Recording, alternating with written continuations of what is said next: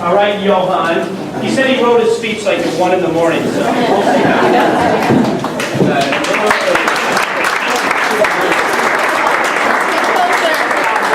I think I met most of you, I think most of you in the last couple hours. And some of you knew me when I was about 3 feet tall, I think. So, smaller? Like what? Yeah. But that tall. Okay, well, I don't remember that, so it doesn't exist. So I'm just going to say a little something. So I was diagnosed with CMT when I was 7. And that was a big blow to me because I learned that I couldn't do what all my friends could do. So, be it running, biking, tennis, any sort of physical activity was very limiting. I was very limited in being able to do any sort of physical activity, and so that really, in my childhood, was very, really impacted me a lot because I didn't know what to do. Like, I couldn't go biking with my friends or my family.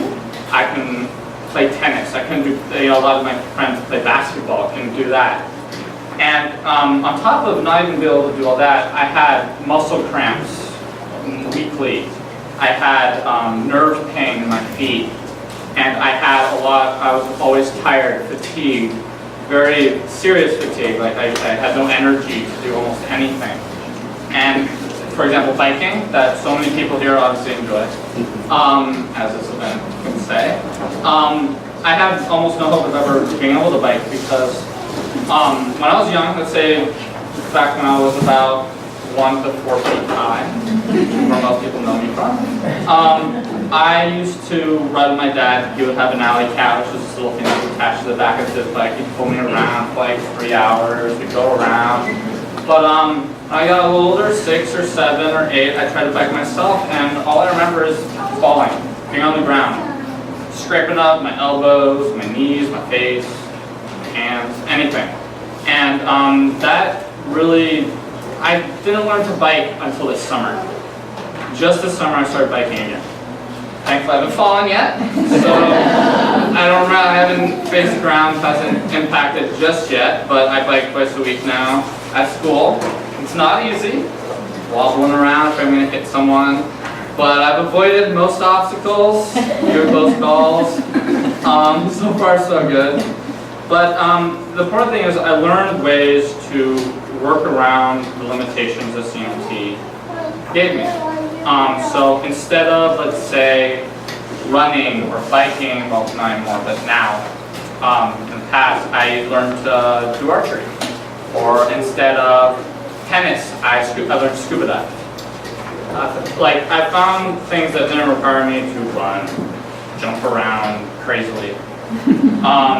And so and with the pain, I after many years of therapy and medication, I learned to control it to the point where I can more or less say I have almost no pain daily. Except if I walk for 10 miles, my feet might feel like they're falling off a little bit, but I'm sure everyone's experienced that at one point.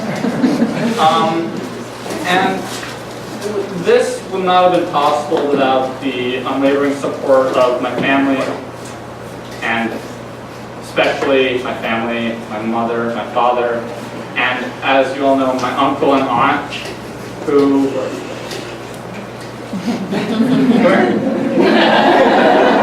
hiding in the corner.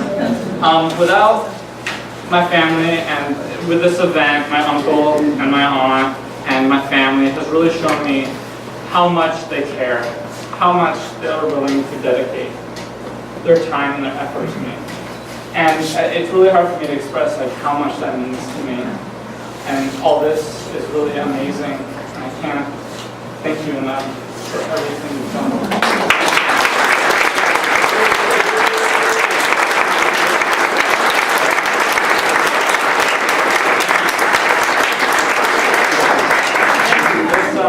Really gives me a lot of hope for the future, for other people with CMT, or people that may have CMT in the future, that there may be other people that are willing to help them, and maybe even have a cure in the future, so that people don't have to go through what I had to do when I was a kid. So yeah, thank you everyone.